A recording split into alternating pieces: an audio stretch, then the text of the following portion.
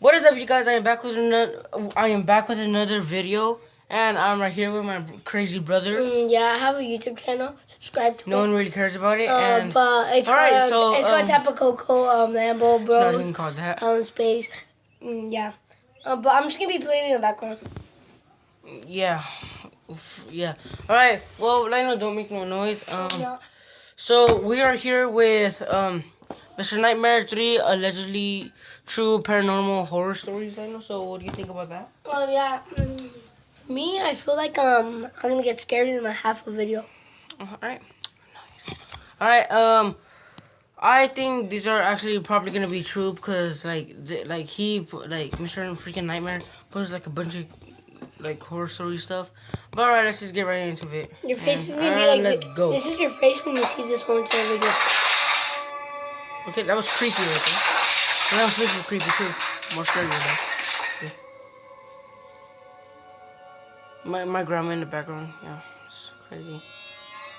I'm 27 years old, living with my brother James in a house we share. Never had anything severely strange or abnormal happen to me in my life. But there was this one week that I experienced this strange series of events. It started on what I thought would be a normal night like any other. I don't know. I was in the kitchen washing the dishes before getting ready for bed. Suddenly, a plastic cup came crashing to the floor. And the sound of it made me jump and spin around from the sink. I saw the blue plastic cup bounce a few times, then fall dead on the floor. This was one of the cups that sits up top the cabinet. I knew it had to have been sitting upright, though. I had no idea what kind of force could have knocked it off the cabinet. It made no logical sense. I picked it up and put it back on the cabinet. That wasn't the last strange event that night, though. While in bed with the blinds shut, there was suddenly a strange, very faint glow in my room. It came through the blinds. I flipped over onto my side and tried to peek under the crack at the bottom of the blinds, but I couldn't see anything. Honestly, as weird as it was, I was so comfortable in bed and was too lazy to go lift the blinds.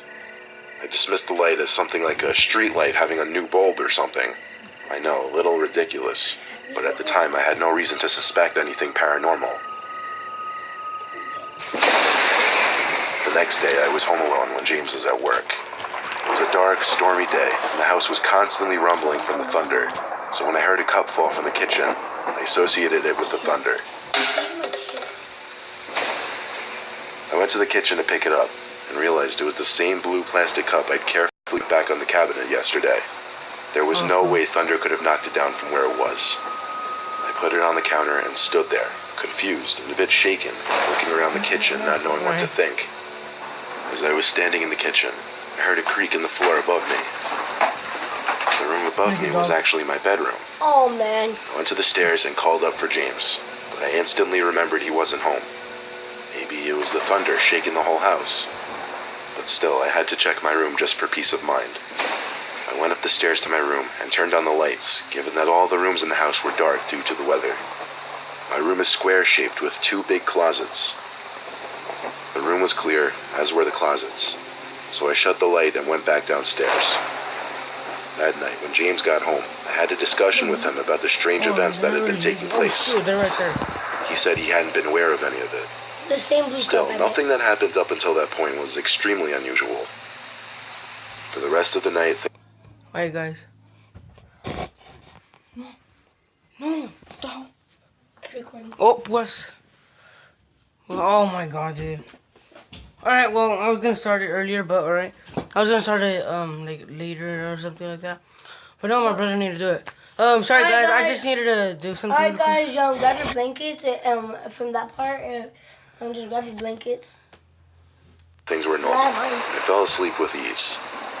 I woke at some off hour in the night. It was still dark.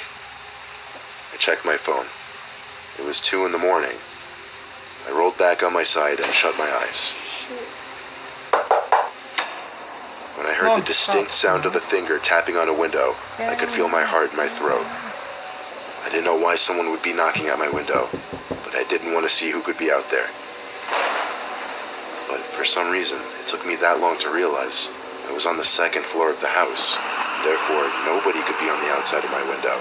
I pushed the sheets off my body and flipped to face the window. There was no one standing there on the inside though. So I lifted the blind, and there was no one outside either. Still, I knew that I heard what I heard, and I knew I hadn't been imagining or dreaming it. I ran to my brother's room and started freaking out. I don't know whether he believed me or not. Quite frankly, I don't think I'd believe me if I hadn't experienced it. I slept in the living room that night, and it's been 3 weeks now without any paranormal incidents. I never believed in the supernatural until this happened. We'll just do it after. It come from? It came from Oh my god. The greatest app.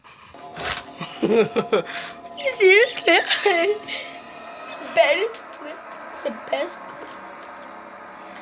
Freaking. I once took a road trip from New Hampshire to Florida. Freaking Mr. Beast. I had to stop at a hotel to sleep overnight when I was about halfway there. It was some old, somewhat dilapidated hotel that rested off the highway on a quiet road. Oh yeah, oh dude. There were like Oh, 2 yeah, cars Anthony, in the guess what? Look parking at. lot, so there were definitely not a lot of guests. The lady at the front desk was very robotic and seemed bored with her job. She seemed to fit the atmosphere of the hotel perfectly. Get back in, Joe. The lobby was full of tacky chairs and tables you'd expect to find put out on the Dude, curb. shut up. The wallpapers were all Shut up. dated and equally tacky. Didn't matter there for the luxury, just for the night and for the convenience. It was late when I checked in, so when I got in the room, all I did was take out my toothbrush and brush my teeth before jumping into the hotel bed. I turned out the lamp next to the bed and tried to go to sleep, not looking forward to the long day of driving I had ahead of me the next day. Suddenly, there was a knock at the door. I looked at the bedside clock to be sure that it was almost midnight. I went to the door and looked through the peephole. Apparently the peephole didn't work though, because I couldn't see out into the hallway through it. All I saw was black. I looked down at the crack under the door, but didn't see any outlines of feet blocking the light. So I opened the door just a little to peek into the hallway. Yeah, I just didn't a see anyone little standing in front of the door. I opened it fully and then peeked down both sides of the hallway. It was clear. So I had to suddenly question if someone in this relatively vacant hotel was pranking me. I shut the door, locked it with the bolt this time, went to lay back down in the I bed. wanna watch this video too. But then it happened watch again. it. A knock at the door. To watch. This time I jumped out of the bed, ran to the door, and checked the peephole again. Shockingly, all I saw was the empty hallway outside. But it hit me. This time I could actually see through the peephole. I unbolted the door and opened it. Yeah. No one. I looked Sorry down for both that sides of the hallway interruption. again, and there was no one. Meet Mr. This was where I drew the line. I grabbed the key to the room and went to the lady at the front He desk. just wanted to say hi. I told her someone kept knocking on my door. Politely asked her to check the cameras to see who it could be.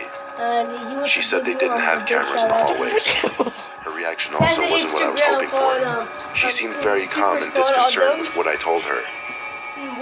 She said in a calm voice there was only one other guest in the whole building. Then she just stared blankly at me. I'm not sure how she thought her response properly acknowledged my concern or what she expected me to say, but I could tell she wouldn't be of any help with the matter, so I left her and went back to my room. I locked the door with the bolt again. This time I put on my headphones and put on one of those 10-hour sleep relaxation videos on YouTube. I know. This would not only help me get to sleep, but block out any possible future sounds from whoever was deciding to mess with me. And it worked. For a while at least. Oh my god, guys. Wait. Eventually I Alright, there we go. just looked around the room. My head froze when I was staring at the corner. I sat up to try to get a closer look at what I thought I was seeing.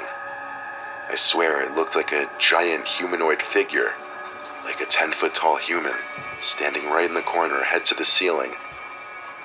When I put that image together in my head, I felt a sudden rush of horror in my body. I jumped across the bed to flick on the lamp, but when the room lit up, there was nothing in that corner of the room. I simply sat there with my heart beating probably 200 beats per minute. I gave myself a couple minutes to calm down before shutting the light back off and laying back down on my side. I still had the headphones in my ears playing the relaxation video. It helped calm me down. It didn't last even 2 minutes without sitting back up and examining the room again, however.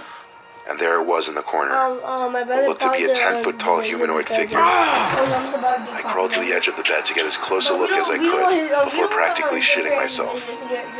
I saw what I was sure was a long arm at the side, moving. I dove to turn on the lamp again, and the corner was empty again.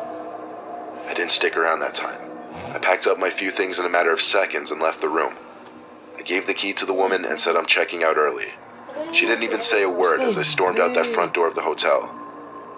I continued driving until I found another hotel, where I fell fast asleep with no supernatural disturbances. He's like sleepy. Smells like Valentina. Do you think you're a scary cat? No. Do it for your fans. As a kid, I had a bedroom on the first floor. Money was a little tight, and our mom was taking care of 4 kids. How much do you live with your friends? I was the youngest, so I had the little room. Nah. My room was next to the living room, a small square room with wood flooring. There were 2 big vents in the floor in this room and 2 opposite corners, and also 2 vents in the ceiling. This is how much My bed took up half the room. Like I said, it was a very small room. I'll keep it short and straight to the point. I was 13 years old doing my homework on my bed since I didn't have a desk in my room when I heard a child's laughter. I went outside my room to look around the living room and kitchen for any of my siblings. Everyone seemed to be upstairs, though. Usually in these kinds of stories, you hear people say they just chalk these kinds of things up to their imagination. But that's stupid. I definitely heard that laughter. There's no way I imagined something so clear. I know, right? I continued my homework, but with one ear perked up listening for any other suspicious sounds. Eventually enough time passed that I was able to move past it. In fact, it seems it was just about when I was able to get over it that I heard it again. A child's laughter. Someone's behind you. Or more so, giggling, I should say. This time it went on longer. It wasn't coming from outside my room. It was somewhere in the room. I figured one of my brothers were hiding from me. I followed the sound of the laughter, strangely, to the corner of my room. Then I looked down at the vent on the floor. It was coming from inside the vent. Be quiet. I got down on my knees and pressed my ear up to the vent. There was no more giggling at this point, though. When there was a silence for a few seconds, I lifted my ear from the vent and then put my eyes up to the vent to get a peek inside. It took me a second to realize I was staring at a pair of eyes looking back up at me. I shrieked like a girl and screamed for my mom. She came storming into my room moments later, but of course the noises were gone, as were the eyes. My mom thought I was going crazy due to a lack of sleep, but I refused to sleep in that room, so she let me sleep in her room that night. That went on for a week, actually, before she put her foot down. I spent the next 4 years in that same bedroom before we moved, and nothing paranormal ever happened to me since that one particular night.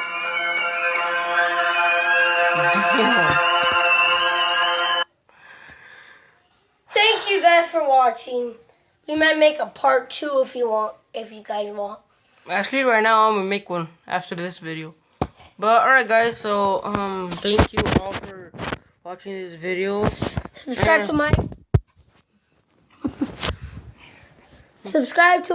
YouTube channel, Tapacoco Lambo Bro, and follow me in on Snapchat. Kakashi, yeah, I forgot. But subscribe to my channel.